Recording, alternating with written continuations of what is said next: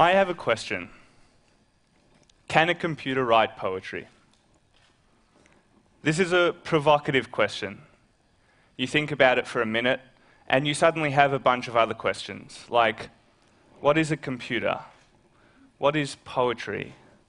What is creativity? But these are questions that people spend an entire lifetime trying to answer, not in a single TED Talk. So we're going to have to try a different approach. So up here, we have two poems. One of them is written by a human, and the other one's written by a computer. I'm going to ask you to tell me which one's which. Have a go.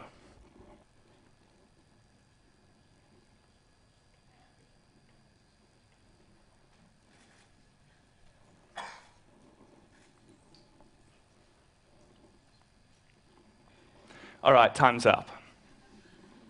Okay, hands up if you think poem 1 was written by a human. Okay, most of you.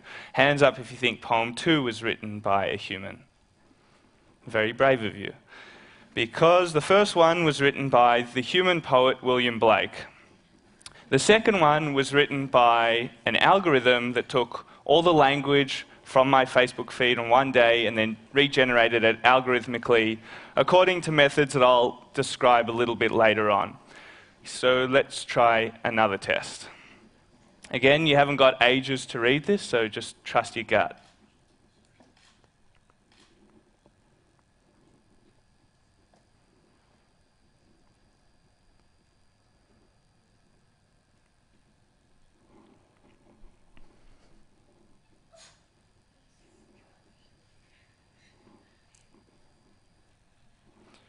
All right, time's up.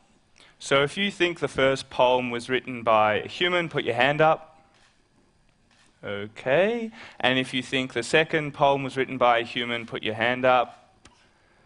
Okay, we have more or less a 50-50 split here. It was much harder. The answer is, the first poem was generated by an algorithm called Raptor that was created back in the 1970s. And the second poem was written by a guy called Frank O'Hara, who happens to be one of my favorite human poets. So what we've just done now is a Turing test for poetry. The Turing test was first proposed by this guy, Alan Turing, in 1950, in order to answer the question, can computers think? Alan Turing believed that if a computer was able to have a text-based conversation with a human with such proficiency, such that the human couldn't tell whether they were talking to a computer or a human, then the computer can be said to have intelligence. So in 2013, my friend Benjamin Laird and I, we created a Turing test for poetry online. It's called Bot or Not, and you can go and play it for yourselves.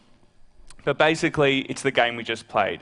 You're presented with a poem, you don't know whether it was written by a human or a computer, and you have to guess.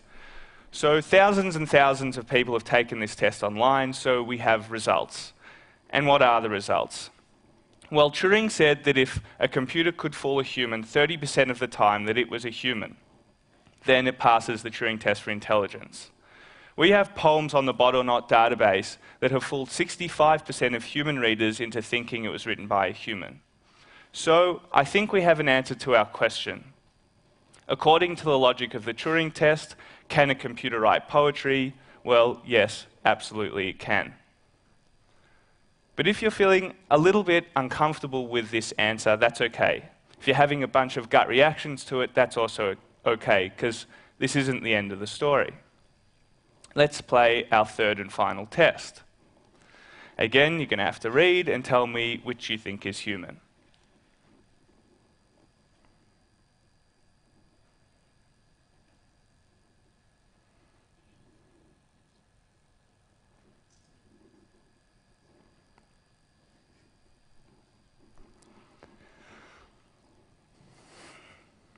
Okay, time is up. So hands up if you think poem 1 was written by a human. Hands up if you think poem 2 was written by a human. Whoa, that's a lot more people. Okay, so you'll be surprised to find that poem 1 was written by the very human poet Gertrude Stein, and poem 2 was generated by an algorithm called RKCP.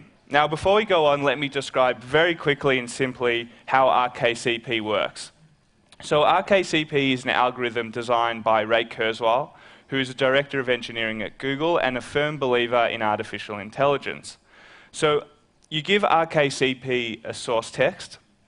It analyzes the source text in order to find out how it uses language, and then it regenerates language that emulates that first text. So in the poem we just saw before, poem 2, the one that you all thought was human, it was fed a bunch of poems by a poet called Emily Dickinson. It looked at the way she used language, learnt the model, and then it regenerated a model according to that same structure. But the important thing to know about RKCP is it doesn't know the meaning of the words it's using. The language is just raw material. It could be Chinese, it could be in Swedish, it could be the collected language from your Facebook feed for one day. It's just raw material. And nevertheless, it's able to create a poem that seems more human than Gertrude Stein's poem, and Gertrude Stein is a human. So what we've done here is more or less a reverse Turing test. So Gertrude Stein, who's a human, is able to write a poem that fools majority of human judges into thinking that it was written by a computer. Therefore, according to the logic of the reverse Turing test, Gertrude Stein is a computer. Feeling confused? Well, I think that's fair enough. So far, we've had humans that write like humans. We have computers that write like computers. We have computers that write like humans, but we also have, perhaps most confusingly, humans that write like computers. So what do we take from all this? Do we take that William Blake is somehow more of a human than Gertrude Stein, or that Gertrude Stein is more of a computer than William Blake? These are questions I've been asking myself for around 2 years now, and I don't have any answers. But what I do have are a bunch of insights about our relationship with technology. So my first insight is that for some reason we associate poetry with being human. So that when we ask, can a computer write poetry, we're also asking, what does it mean to be human, and how do we put boundaries around this category? How do we say who or what can be part of this category? This is an essentially philosophical question, I believe, and it can't be answered with a yes or no test like the Turing test. I also believe that Alan Turing understood this, and that when he devised his test back in 1950, he was doing it as a philosophical provocation. So my second insight is that when we take the Turing test for poetry, we're not really testing the capacity of the computers, because poetry generating algorithms, they're pretty simple, and they've existed more or less since the 1950s. What we are doing with the Turing test for poetry, rather, is collecting opinions about what constitutes humanness. So what I've figured out, we've seen this when earlier today we saw that William Blake is more of a human than Gertrude Stein. Of course, this doesn't mean that William Blake was actually more human or that Gertrude Stein was more of a computer. It simply means that the category of the human is unstable. This has led me to understand that the human is not a cold, hard fact. Rather, it is something that's constructed with our opinions and something that changes over time. So my final insight is that the computer more or less works like a mirror that reflects any idea of the human that we show it. We show it Emily Dickinson, it gives Emily Dickinson back to us. We show it William Blake, that's what it reflects back to us. We show it Gertrude Stein, what we get back is Gertrude Stein. More than any other bit of technology, the computer is a mirror that reflects any idea of the human we teach it. So I'm sure a lot of you have been hearing a lot about artificial intelligence recently. And much of the conversation is kind of, can we build it? Can we build an intelligent computer? Can we build a creative computer? what we seem to be asking over and over is, can we build a human-like computer? But what we've seen just now is that the human is not a scientific fact, but it's an ever-shifting and concatenating idea, and one that changes over time. So that when we begin to grapple with the ideas of artificial intelligence in the future, we shouldn't only be asking ourselves, can we build it? But we should also be asking ourselves, what idea of the human do we want to have reflected back to us?